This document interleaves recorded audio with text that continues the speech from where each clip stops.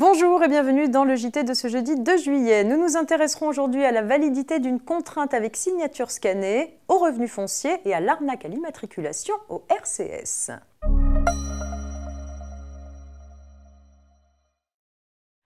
On s'interroge pour commencer sur la validité d'une contrainte avec signature scannée. Pour recouvrer la dette d'un cotisant, les organismes de recouvrement des cotisations sociales comme l'URSSAF peuvent utiliser la contrainte comme moyen de recouvrement forcé. Elle est délivrée par le directeur de l'organisme de recouvrement qui doit la signer.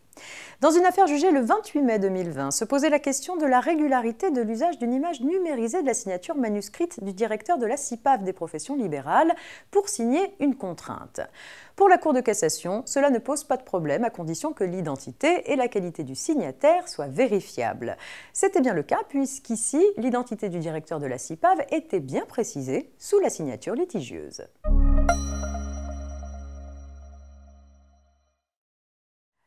Les titulaires de revenus fonciers peuvent sous certaines conditions défalquer des loyers perçus, la plupart de leurs charges courantes, ainsi que certaines dépenses de travaux.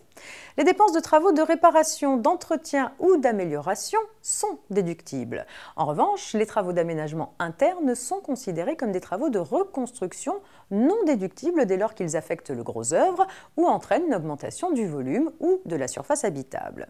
Un contribuable qui entend déduire des dépenses de travaux doit pouvoir justifier du caractère déductible de telles dépenses en produisant tout document attestant de la réalité, de la nature et du montant des charges supportées. Il peut s'agir par exemple de factures, plans ou photographies. En revanche, la seule présentation d'une attestation du maître d'œuvre ne peut pas suffire à justifier que les travaux engagés n'ont pas affecté le gros œuvre et n'ont pas provoqué une augmentation du volume ou de la surface habitable.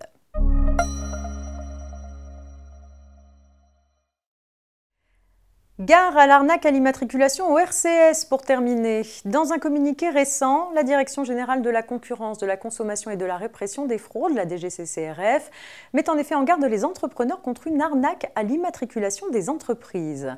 La DGCCRF a reçu de nombreux signalements de professionnels ayant récemment créé leur entreprise qui font état de demandes d'enregistrement payants émanant de la Chambre nationale du registre du commerce et des sociétés ou CNRCS. Or, malgré son nom, la CNRCS n'a aucun lien avec le registre du commerce et des sociétés, le RCS. C'est une société privée qui n'agit pas dans le cadre d'une délégation de service public. Toute demande de paiement de sa part au titre de l'immatriculation au RCS est donc indue. La DGCCRF rappelle que l'enregistrement des sociétés au RCS peut s'effectuer soit auprès du greffe du tribunal de commerce compétent, soit directement en ligne sur le site Infogreffe. Fin de ce JT, très bonne journée et à demain, vendredi.